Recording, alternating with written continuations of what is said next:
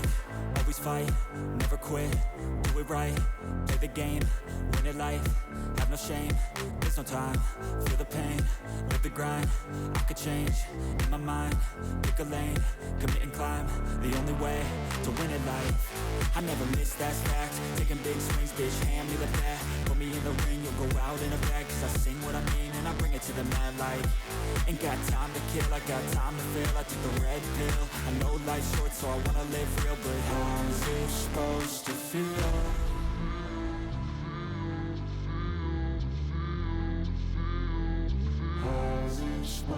This is one of my favorite weapons that the devs have ever brought into the game, and I am having so much fun with it, and it is so strong at clearing everything, and I love it, and I hope you guys love it too. So before we get into the actual weapon, we have to go over what is PowerSurge. What does PowerSurge do exactly? PowerSurge deals status damage of 50% PSI intensity one time and inflicts the PowerSurge status for 6 seconds. So the important thing here is the status damage and the PSI, remember those? It is shock element type. So you already read the 3 biggest things here. Status damage, PSI, shock element. Those are the only 3 things you need to focus on. Alright, so the way this weapon works, now that we know what PowerSurge is.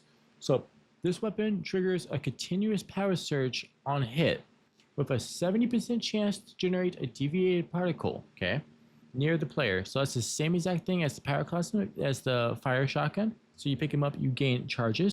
So continuous power surge can trigger every half a second within 3 seconds on the current target. That is very important right there, okay, on the current target. Higher stacks shorten the interval, which is just the time frame in which you can trigger it, stacking up to 5 times. Just ignore that last part, 60% damage. So the more charges you have, the more deviant particles you picked up, the shorter the time frames between you can trigger power surge on the enemy, which is very, very, very important. So while in a charged state, hitting a target consumes 1 charge to create an orb of lightning, dealing shock elemental status damage of 75% PSI intensity, 2 targets within 5 meters every half a second.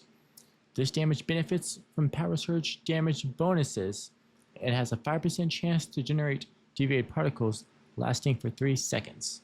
And it has a base shock elemental damage bonus of 30%.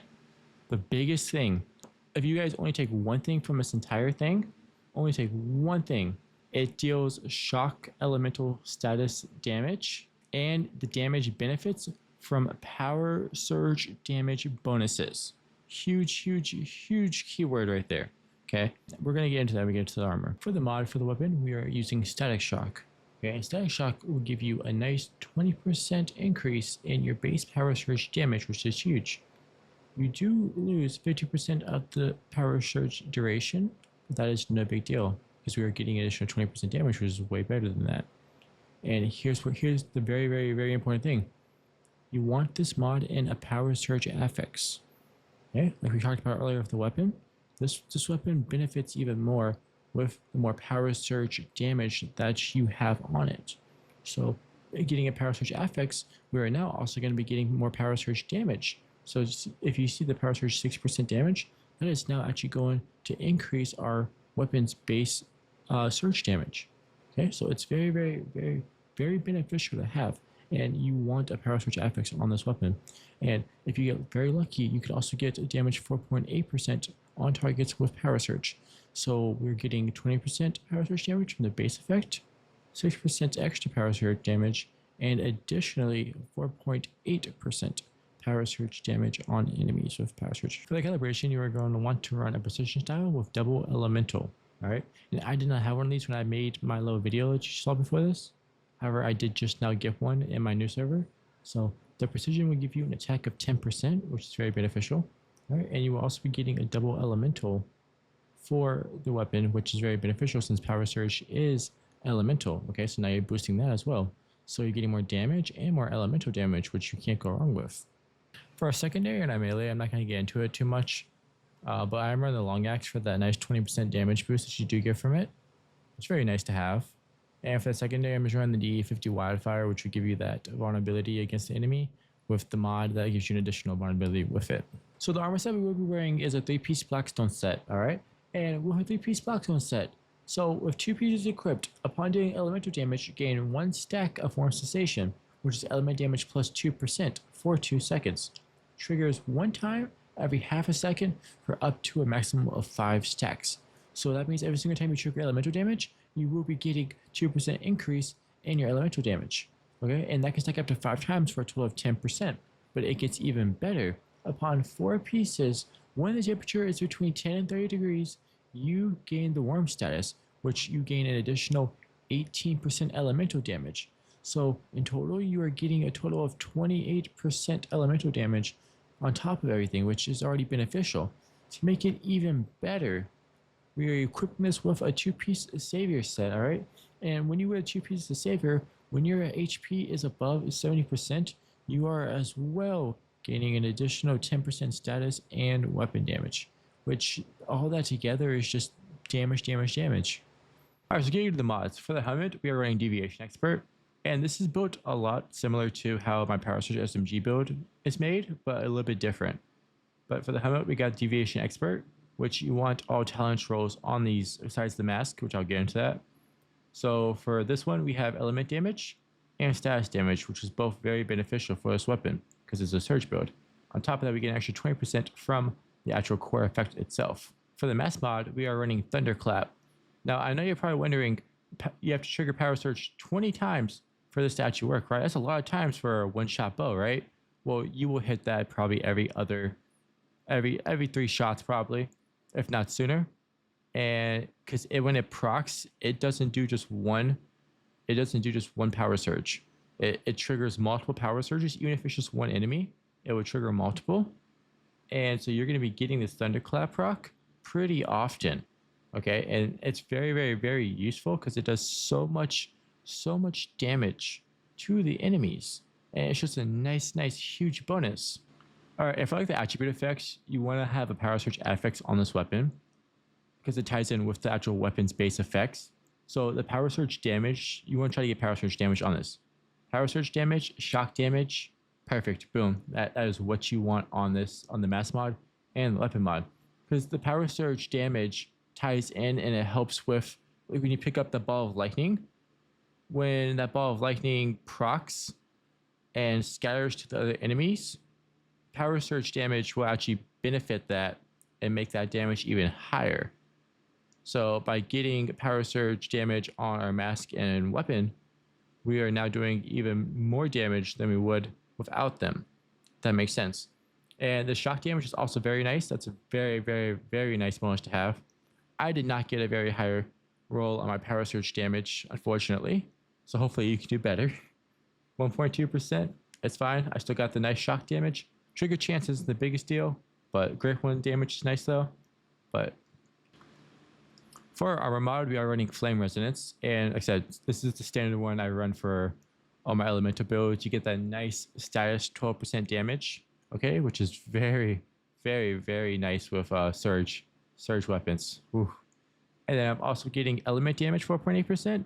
And then you can get damage against enemies, elites, great ones, or reload speed. Reload speed would probably be the better one in the crossbows situation. But as long as you get a flame resonance one, it's okay. If you were to get something like rejuvenating or something with like a really nice roll on it, obviously like an Italians one, you could always do that. I just run this because the guaranteed 12% status damage that you do get from this.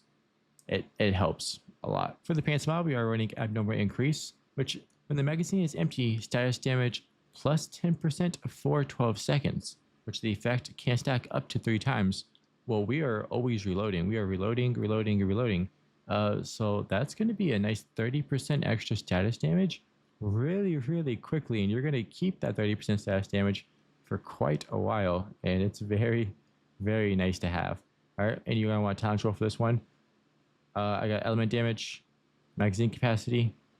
Though I have noticed the magazine capacity has not really benefited the crossbow at all, so I haven't gained any ammo from it, so which is kind of weird, but as long as you have this mod, boom, you're set. And going on to the glove mods. So the glove mods have 2 choices actually, and I was testing both of these. I've tested both of these for all my surge builds, And it just depends, okay? So for the crossbow, I picked the elemental overload, which you could also pick the status enhancement for the extra 20% status damage. Because when the power surge procs, that's the status damage. So when power surge procs though, it's taking that off of the shock element damage, okay? So if you're stacking up a bunch of status damage, that's cool and all, but if you don't have the element damage to benefit that status damage, you see they kind of worked hand in hand with each other. So really it depends on your rolls on your gear. If this one is not working for you, switch to status enhancement because this is the one I would normally run on all of my search weapons. However, this one did just a little bit more damage, but that could be because I already had enough status damage on my gear. So I went with elemental overload instead. But both these are an option. Both of them are excellent. Whichever one you get the better rolls on. See, I got element damage 8% right there. Whichever one you get the better rolls on. This one also has a nice reload capacity though. But both of them work. Both of them are nice. Then for the boots mod, we are running covered advance, which is the one we always usually run. There was a new mod. I'll get into that in just a second. So taking no damage within 4 seconds grants 20% melee weapon status damage for 30 seconds. Nice, right? Except when you get hit, then you lose it. But it's not too bad because you get it back within 4 seconds. But and talent troll. But one of the new options that came out was power of striving. Okay, and it's very interesting. Okay, this mod right here is I would use it if you didn't have like a ton of stamina. Like if you just had normal stamina and like you were rolling a lot, moving a lot, I would do this one. But I really feel like this is more of like a PvP mod, if anything, because I tried it out and I didn't like it very much. I didn't like lose that much damage, but like I just wasn't getting as much damage. But you could get up to it says you could get up to 20%. I don't think I was getting that though. So I just stuck with my covered advance one for safekeeping. Now if you're doing Glee Labs or something, you could probably use that, but other than that, I just picked covered advance for that one. For the key item for this build, you are going to be running the Overlord Pants, okay? And I guess why it's so good. After triggering PowerSurge 20 times, which you would do extremely quickly, the next 6 shots will consume reserve ammo instead. So what this means right here, you ever seen a crossbow that shoots like fully automatic? Like beam, beam, beam, beam, like pew, pew, pew, pew, pew, like semi-automatic. Yeah, that's what this thing turns into. You are turning your crossbow into a semi-automatic fucking crossbow, okay? And it is absolutely insane. So that high damage, you just pew, pew, pew, pew, pew, and you're doing that. You're doing that every 3 shots at most, 2-3 shots, because you are triggering that power surge consistently to multiple enemies, if not to multiple times per target. So now you are getting a semi-automatic freaking crossbow, which I don't know about y'all, but I'm not complaining about. If you think that's not good enough, you are additionally getting an additional shock damage of 20%. All right, so now not only are you getting that semi-automatic crossbow, you are additionally getting shock damage of 20%, which is absolutely insane. It does have a cooldown of 4 seconds, but usually when that 4 seconds is over, it'll proc right again, which is really nice, by the way. All right, triggering power surge during the cooldown does not count towards this effect, but don't worry about that part. But 4 second cooldown, semi-automatic crossbow, shock damage 20%. That's all you need to know, trust me, and you're just gonna be blasting away. I love this thing right here. So I did also try the Mayfly goggles for the key item, and you guys know this is one I use for my outer space build. I love the Mayfly goggles. They're great and all. They're not very good on the crossbow. Yeah, you do get that extra trigger count +1, but you are losing 30% power surge damage. Okay, but not to mention you're also gaining more. You're also getting more shock damage with the pants.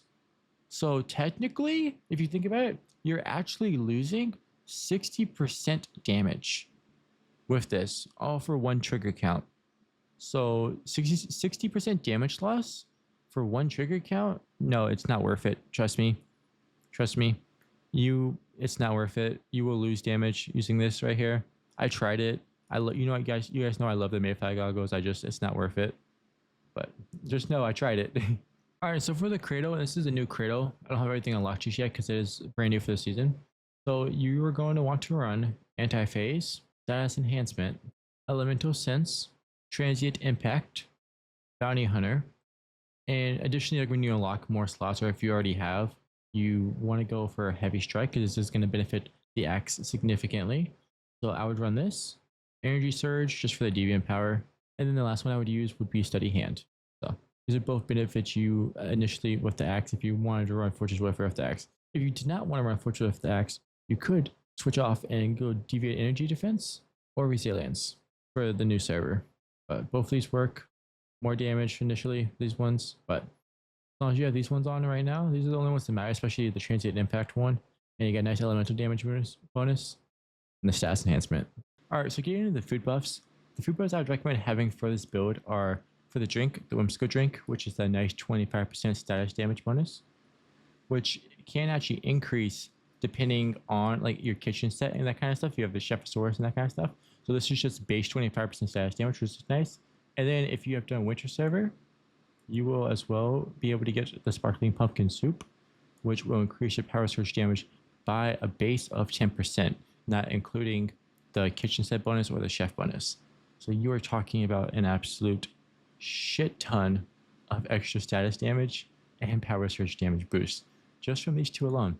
Okay. And if you don't have the Sparkling Pumpkin Soup, you have no Winter Server yet, you could always just run, you can run shellfish meat. You might not do as much damage, but you still do pretty good damage. And you could always run shattered bread as well, or crumbly bread, they call it now. I'm not the biggest into food. Don't mind me. Just ignore that. But you don't need that. You don't need these for the crossbow to be amazing either. Don't worry about it. These are just optional if you do want to do these. Best ones: Whimsical, Sparkling Pumpkin Soup. Don't have this. Crumbly bread. Don't have crumbly bread, shellfish meat, but that's just if you want to run them. Very beneficial. For the deviant, we are running Minifester, which Minifester is now the new best deviant for all status builds. He got changed like 2 seasons ago. People are still trying to figure that out, but essentially mine's a 3/3. All he really does now is so his tentacles now will give you more status damage. Mine gets up to 60% max, and they also buffed his tentacle spawn rate. So every 1.5 seconds, another tentacle will spawn. And so every one that spawns, you get an extra 15% status damage. So that's pretty good. That's really good. And this is a lot. This is only a 3/3. 60% is a lot. If you have like 5/5, like I said, we're missing the most like optimal stuff with this build. I mean, this build could be even probably twice the amount of damage with the right things, you know? Overall, this is a really fun build to make, and I will still be using it to this day. And I really enjoy PowerSurge. Now that they made a crossbow out of it, it is super fun and super strong at the same time. You just can't go wrong. But I really hope you all enjoyed, and I will see y'all in the next one. Go have some fun.